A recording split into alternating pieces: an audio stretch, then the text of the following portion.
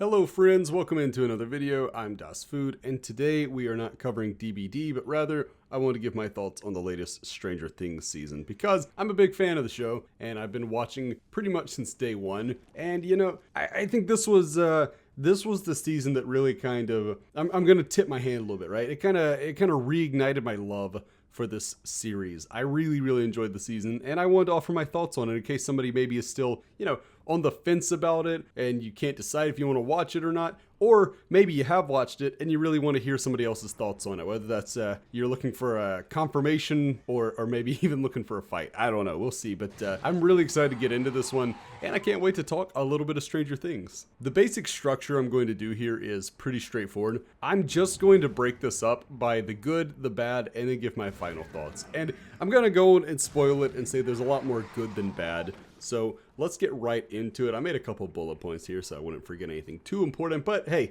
it was a rather long season. The episodes were extremely long compared to past seasons, and maybe I forget something along the way. So try to be a little a little gentle in the comments if I do forget something, and if there's something that you really think I should have talked about, let's talk about it. I would love to hear your thoughts down below. Starting with the good, let's get the really obvious one out of the way early and say that Vecna is an excellent antagonist. While it's hard to pick a favorite between him and season 1's Demogorgon, I don't think you can argue that both are really fun takes on classic horror tropes. Because whereas the Demogorgon was this animalistic killing machine like the xenomorph or the shark from Jaws, Vecna, to me, is the spitting image of Freddy Krueger. And, before Freddy became known for making terrible quips, or for diddling kids, or for being the least loved killer in DBD. Back when he was good Freddy. Overall, I think that Vecna is a pretty strong improvement over, especially Season 2. I thought that Season 2, the Mind Flayer, was a little too distant to be just a tremendous antagonist, and I didn't think the Demodogs were nearly as cool as the Demogorgon. And then, in Season 3, admittedly, I enjoyed Billy, and I enjoyed getting the Mind Flayer a little more up close and personal, but to me, there's no debate. Vecna is clearly, if not the high watermark for the series, the highest it's reached in a long time. So very good with Vecna. Another thing this one did really well was Max. Max really came into her own as a main character here. And look, she's always been a quote-unquote main character, little m, right? But now she's a bona fide capital main character. She's not nearly as defined by her relation to other characters such as Billy and Lucas anymore. Now, those things are still there, but she's very much her own character now, and I thought that this season handled Max really well. I thought that Max was a decided highlight of season 4 in a way that, while she was never a lowlight, she's never been a character that annoys me or that I dislike. It's just that she's never stood out as being especially important to the overall plot. Which again, I know some people are going to take umbrage with that. I'm not saying she's never been important, but this one really centered around her in a big way. And I think that credit to the actress that plays her and also to the writers, because it really worked. Max was a fantastic choice to kind of take over that leading role to some degree. Another plus would be the new characters, because somehow Stranger Things keeps introducing new characters and successfully making us care about them. Whereas some shows fall apart because general audiences lose interest in the newly added characters. Walking Dead is a great example of this, just off the top of my head. Stranger Things keeps on ticking. You have Eddie, Argyle, Vecna, and even Chrissy, by the way. They all do an excellent job of joining the existing story in a very organic, enjoyable manner. And this is no small thing, right? You see a lot of shows that struggle to do this. And Walking Dead was just off the top of my head. I know Dexter had some problems with that where, after really hitting early with some of the antagonists, the Trinity Killer, the Ice Truck Killer, things like that, you kind of got into like the territory of like Lumen, who was kind of divisive. And then you get towards the later seasons and it just becomes a mixed bag. And you see this a lot in TV shows. You see this a lot. So the fact that Stranger Things is only one season out from wrapping up and they keep adding new characters that are immensely popular, to me, it reminds me of another show that ran for 5 seasons with, not Stranger Things, with Breaking Bad, where every time Breaking Bad added a character, it was intentional and it made the story better. So credit to Stranger Things, because this is not easy to do. It is not easy to introduce a character and make the audience love them as much as the audience clearly loves Eddie, right? as popular as Argyle became, as iconic as Vecna all like just automatically is. And even again, I have to give credit to Chrissy. Wow, talk about maximizing your screen time. I mean, very, very impressive. And on the subject of Eddie, this guy was incredible. I initially disliked him because he felt too TV for me, right? He felt more like a character than a person. His whole lunchroom scene comes to mind. But that didn't last past an episode or two, probably not even two. And from there on, he became one of my all-time favorites for the series.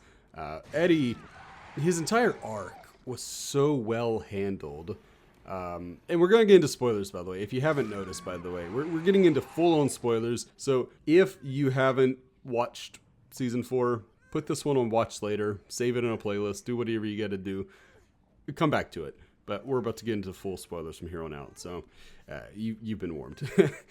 Anyway, Eddie's arc was really, really good, and his demise in episode 9, gosh, he's set to be Stranger Things' version of Oberyn Martell from Game of Thrones.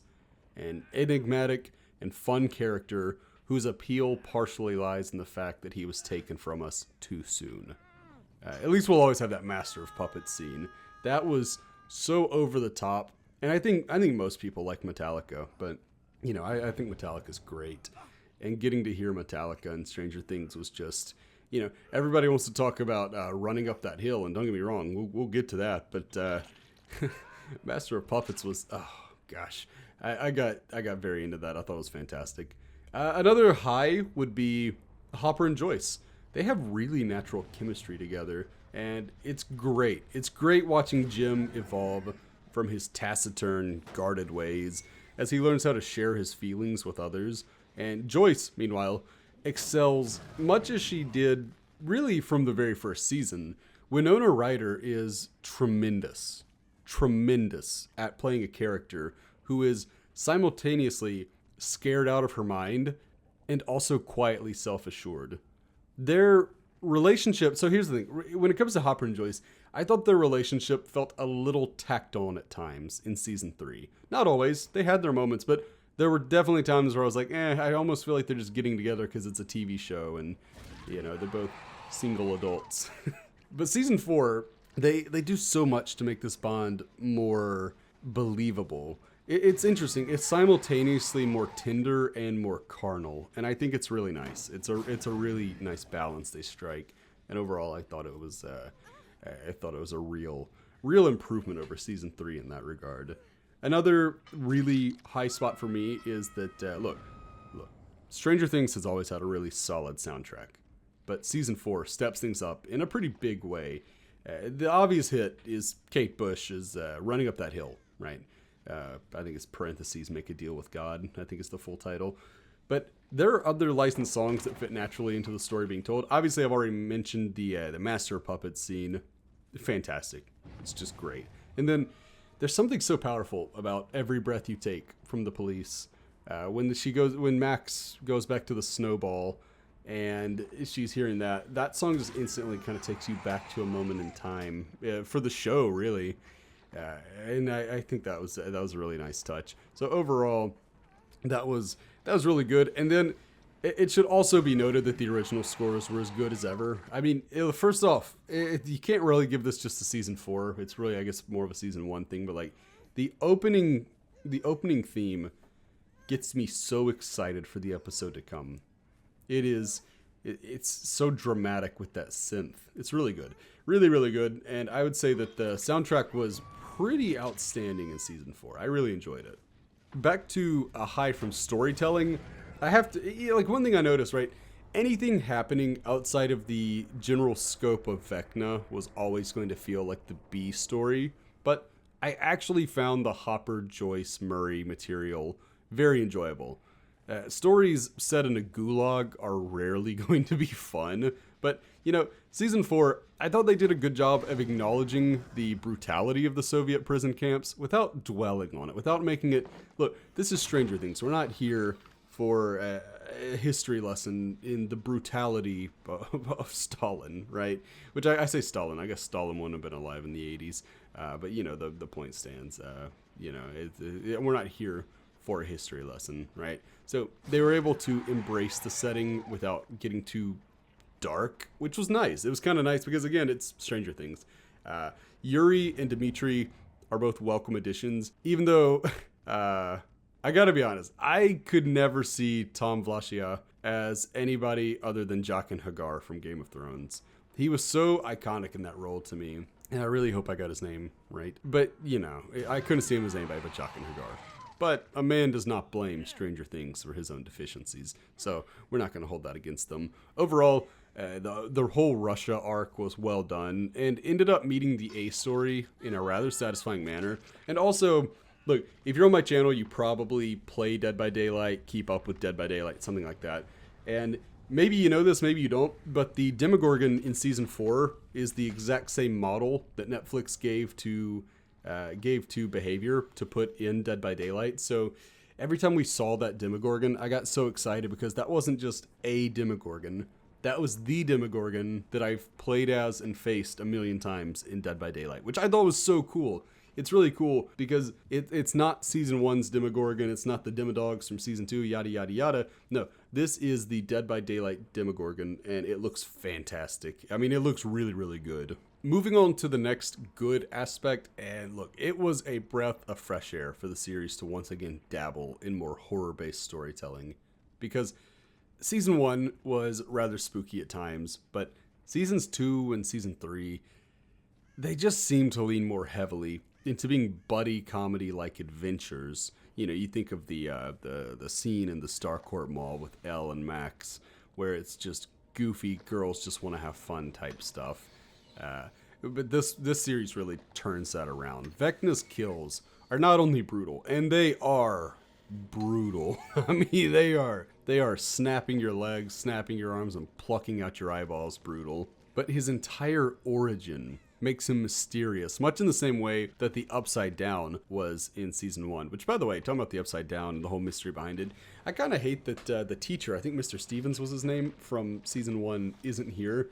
He was such a fun character. I hope everything's all right with that actor. I didn't look into it or anything, but his absence is noted. Irrelevant to this, though. Just thought I'd mention that because I really enjoyed him as a character and kind of almost a father figure to the main kids.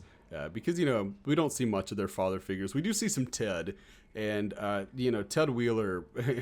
Ted Wheeler feels kind of more like a jerk in this season. In the past, he was always kind of like benign and unexceptional, and that was kind of the point. In this one, he's a little more jerkish, but I will say he was strangely based when he was like, the news, you can hardly tell it from the tabloids these days, which I thought was hilarious. Based Ted Wheeler is something I'd like to see more of in Season 5. But overall, the return to horror was kind of nice, and this one felt like the most focused effort from Stranger Things ever since its maiden voyage. This was a very tight season, despite its runtime. Despite the runtime, they managed to keep it pretty well focused outside of one thing, which we will talk about in the negatives. But yeah, overall, kind of a spooky season, and overall a very good season. Next, I already highlighted Hopper and Joyce specifically, but I have to point out, this season handles romance extremely well. After being fairly unbearable in Season 3, the budding relationships between Mike, Elle, and Lucas Max are much more appreciated this time around. Another plus is the banter between Nancy and Steve, because here's the deal, right? Maybe this is an unpopular opinion. Maybe people aren't going to really see it, right? Before Season 4, I had yet to buy Nancy's chemistry with Steve or Jonathan, which is wild, I know, considering that Natalia Dyer, Nancy, is dating Charlie Heaton, Jonathan, in real life. So you would think they'd have very natural on-screen chemistry, but I just don't. I've yet to feel that. However, the energy between Steve and Nancy in Season 4 is electric. If these two don't end up together by the end of the show's run, the Duffer Brothers will have dropped the ball pretty badly, because honestly, they really have good chemistry that I don't think they even had in Season 1, back when they were still trying to feel the characters out. But now I feel like all signs point in the direction of them ending up together. And I certainly hope that they don't keep Nancy and Jonathan together just because of a real life relationship, because I'm happy for the real life relationship, and I hope that they are very happy with one another, yada yada, right? Nothing but good wishes, well wishes. However, you have to separate the art from the artist, and in this case, I really hope that they make the right call here, because Steve and Nancy, for the first time, I really felt their chemistry, and I thought it was great. Let's see, Robin also had a cute little will they won't they with her bandmate Vicky, but I gotta be honest, that relationship could use a little more screen time in season 5. It was for as long as the seasons were, I'm kind of shocked they didn't work more into that. However, I want to give them credit in the sense that at least they didn't constantly contrive reasons to have Vicky pop up just so they could do it. So it really feels like they're playing the long game and being patient with that one. So, overall, pretty good there. I'd like to see more screen time for it in season 5, though. Overall, this was a season of love, and as a sappy romantic, I was here for it. And then, lastly, for the good, I enjoyed the shifting dynamic between the kids this season. Friend groups do grow apart, so it was natural to see them, they teased Lucas becoming a jock. Mike and Dustin, they were remaining kind of geeky outcasts in like mainstream society. And then Will was starting to feel like an outcast from the outcast. And because it's a TV show, I also like that they did bring all the kids back together. But a little infighting, a little struggle here and there, it does make the kids feel more like real people and not like characters. Because they are characters, but the goal of a show should be to kind of convince you, to suck you in and make you feel like it's real. And I think they did that. So those are my main positives. I'm not saying that's all that there was to like about the season, but we could be here all day if we just talked about every little thing that was nice, all the little performances that went a long way. I will give a special shout out to Robert Englund. His cameo was fantastic, and honestly, if you're going to make a killer who's essentially Freddy Krueger, I think it's really cool that you bring in the original Freddy. Next, we move on to the bad, and I'm going to say something kind of incendiary here. Will Byers should have died in seasons 1 or 2. Since then, hear me out, since then, he has been an absolute nothing character that simply exists to occasionally help another character along in their more interesting arcs. The show tries to give Will something to do this season, but it fails. He's pretty much as passive as ever. He just kind of watches Elle's struggles from a distance at first, right? He's just watching from a distance as she gets bullied and she deals with the bullying. And then, after he's done with that, he just becomes a sad boy for the rest of the season. And look, kind of addressing the elephant about what they were going for with Will, it is strongly implied that Will is not only gay, but also that he has feelings for Mike. And there is something interesting that could come out of that. But for now, it's pretty boring. The idea of falling for your best friend, who's already happily committed to somebody else, is one that's ripe with potential, especially, for drama. It's dramatic potential. But not that much happened with Will this season. So we could sell it on, but the potential. Yeah, think of the potential Game of Thrones had after season 4. Think of the potential Lost built up after its first few seasons. I don't deal in potential when I'm grading something. I want to grade what's here. And what he had here was not very good. Now, his scene with Jonathan in the pizza shop, that was sweet. But that was about it. That was really the only moment that really worked for me. And look, I would never take a personal shot at any of the actors because they're just doing their jobs, right? I'm not going to come after the actors. But I think it needs to be noted, I could not help but be annoyed by the way that all of Will's lines, it seemed like all of his lines were read like he was on the brink of tears. He read every line like he was about to cry. And it's like when you're reading a book and the author just starts vomiting adjectives because they want you to know that, you're supposed to feel something this scene. He opened the door sadly and sadly walked across the room before he sat sadly in his sad little sad chair. that was kind of what I was getting, and it just really started wearing. It got to the point where I could hardly stand his scenes. It was too much. This guy cries more than Deku, and it gets old fast. So a real negative. Will Byers was just a real negative. I've seen people on Twitter complaining about Mike this season. Mike kind of gets saved from my wrath because he was with Will for so much of the season, and gosh, Will, not well done. Again, not coming after the actor. I'm sure he was just going on the directions that he was given, but overall, it feels like Will, coming from one Will to another, it really doesn't feel like he's got much of a place in this story anymore, and I think it would have been a lot more impactful if he could have made some kind of sacrifice in seasons 1 or 2. Next, for all of the good progress that was made on this front in season 3, Hawkins is kind of ruined in this season. The townspeople are understandably devastated after a series of tragedies, but their hunt for Eddie feels awfully reminiscent of Halloween Kills' Evil Dies Tonight mob. The basketball players are especially egregious and wear out their welcome rather quickly. By the time Vecna's rift tears, I think his name was Jason, in 2, I really struggled to bring myself to care. Overall, this was pretty easily to me the weakest point of the season, if not just a weak point of the season, and I really struggled with it. I really struggled to deal with just how stupid the townspeople became. I mean, I don't mind stupid characters, but they have to be there has to be a reason for their stupidity beyond, well, it moves the plot forward. And that was really the only reason they all became so stupid. Really, I get the basketball team's emotions a little more, but the townspeople themselves, I just can't understand it. Next, this is a very minor one, but and again, we're so deep into spoiler territory, I don't even know why I need to mention it, but the twist that Henry Creel was number 1, that was pretty weak. Maybe I've just watched too many TV shows, but as soon as he asked Elle if she had ever heard what happened to number 1, it instantly, light bulb moment. I was like, oh, he's number 1, isn't he?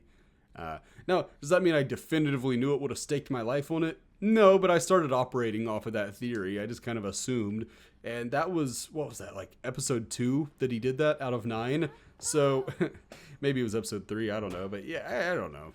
It was not a great twist. Now, that said, it wasn't too bad. And sometimes people do simply just guess what happens before it happens, right? That does happen. It's not the end of the world. I think back to, George R.R. Martin talking about how, if you've written an entire novel up to the last paragraph or the last chapter, and it's a murder mystery and the butler did it, and people online figure out the butler did it, what do you keep it as the butler having done it, or do you change it so they'd be wrong? And obviously you stick to the course and you go with what you intended. So just because I realized that Henry was 1 and therefore Vecna, yeah, well, I guess I didn't realize the Vecna thing as soon, but as soon as you realize that, it's okay. They just needed to write it out, and they did. So, overall, I think it was fine. I didn't hate the Elle memory scenes, by the way, as much as a lot of people seem to, which I am just mostly going off of Twitter, and I realize Twitter is a cesspool, and you can't really base it off of. Look, people who spend too much time on Twitter they're not doing their brains any favor. Yeah, I don't know, but people on Twitter did not seem to like the Elle memory scenes. And while I didn't hate them, I'll admit they probably dragged on a little longer than they should have. So those things come together to say, I talk about this being a rather tight season. I thought sometimes the Elle scenes dragged on a little too long. And then let's move into the next negative, which is a much larger negative, being that the entire arc with Jonathan, Argyle, Will, and Mike is pretty atrocious up until episode 8. These dudes basically jog in place until the story is actually ready to have them do something of, note. And even then, all they do is make it so that Elle can move the plot forward at some point. For as long as the episodes were this season, I'm shocked they never found something engaging for these guys to do.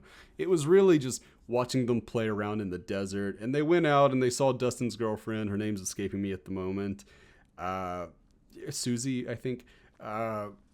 Yeah, they did not do a whole lot, and I don't know, man. I don't know. I feel like I'm some kind of vulture that's just coming in to feast on people's fun, but I thought that whole arc was very, very weak in an otherwise strong season. Next, maybe I'm misreading the situation, but to me, the show's apparent efforts to humanize Dr. Brenner were odd at best. This guy is a progress at all cost scientist whose historical counterparts are probably best drawn back to 1930s to 40s Germany. He'll make scientific breakthroughs no matter how much torture, murder, and general evil he has to enable to get there. And to me, like, I don't know, if the point was to show Elle's mixed emotions for her quote-unquote papa, then fair enough. But if the show thinks it made me feel even an ounce of sympathy for Brenner, then it failed miserably. Brenner was, is, and will always be morally bankrupt to an unforgivable degree, and I never once accepted him in his new role as a morally gray character. Which, again, if that was the point, then well done. But I had to mention it because I really hope that people don't get carried away and think like, Brenner, he had some good points, because no, he didn't. No, he did. This guy was evil. Evil. Super evil. Mega evil. Vecna evil. And I don't know. It seemed like they wanted to soften some of his edges, and it just didn't work for me. And then lastly, this one's probably nitpicking. I'm gonna acknowledge this one's nitpicking, right? But again, I really like the season, so sometimes you gotta get a little nitpicky to make some negatives here. But yikes. How many tearful reunions can we get in one episode? Because this isn't really a season 4 issue, it's really a season 4 episode 9 issue. Because, wow, they showed a lot of tearful reunions. It really did feel like every 5 minutes we were getting some characters reuniting and crying and hugging. And it just happened so much that it started to lose some of the impact for me. Now, that said, these were generally sweet altogether, and it's not much of an issue. It's just, I remember watching it and I was like, wow, I feel like at some point somebody's gonna like come through my front door and tearfully hug me and be like, oh, Will, it's been so long. I don't know. It's just like one of those weird things I couldn't help but notice. But anyway, those are the negatives. You noticed a lot more positives, way more positives. What are my overall thoughts? Overall, I would say this is probably my second favorite season of the show. If I had to rank the seasons, I'd go 1, 4, 3, 2. And that doesn't mean I hate season 2. I just think it was the weakest. One thing I think this one did really well is set up for season 5 while also delivering substance in and of itself. This was not just a placeholder until season 5 could deliver the big finale. This one was very big in and of itself. Obviously, we lost a very important character in Eddie. Max, I don't think she'll die. Obviously, they said she's touch and go, but I do think that, I think she'll be blind. I think she'll probably be blind the rest of the show with the way that her eyes were bleeding and all that, but maybe not. Maybe she ends up walking it off, but I don't know. Her injuries were pretty gnarly. And by the way, I didn't mention this in my pros, but the scene where it seemed like she died, I did tear up a little bit because I'm a bit of a softie. It's so really well done with the emotional beats there. The scene where it looked like our good guys had won, I mean had lost, where, Nancy, Steve, and Robin are all getting strangled, and Erica is getting held down by the basketball player and all that, so on and so forth. That scene, and Eddie was getting swarmed by the bats, that scene was intense. And having not seen spoilers, I was like, oh no, we're going to lose one of our main cast here. This scene's going to end with at least one of them dying. And sure enough, it turned out to be Eddie, and very, very heavy. His scene making Dustin promise to look after their friend. Oh gosh, fantastic. Yeah, this season was really good. This was a really good season. If I had to rate it, we'll give it a scale from 1 to 10. I give this one a solid probably 8.5, maybe 8.5, somewhere in there. It's really good. It was a mostly very focused, very tight effort. When you have an entire massive arc you could have cut out there with the Jonathan arc, I can't give it a 10 for sure. And there were a couple of little things that knock it down a little more. So I think 8.5 would be generous. Maybe just an 8. I don't know. But either way, even if it's an 8 out of 10, that's still pretty damn good. And if you haven't seen it, I highly recommend you do. If you have seen it, I would love to know what your thoughts are on it. Either way, thank you so much for watching. We'll be back tomorrow with some more DBD content. And until then, I've been Das Food. Bye, friends. I've been dreaming on in my head like I've seen it. A life worth living is a life with meaning. I'll do what I love till my heart stops beating. I'm feeding this demon. Got a taste, can't erase bitterness in my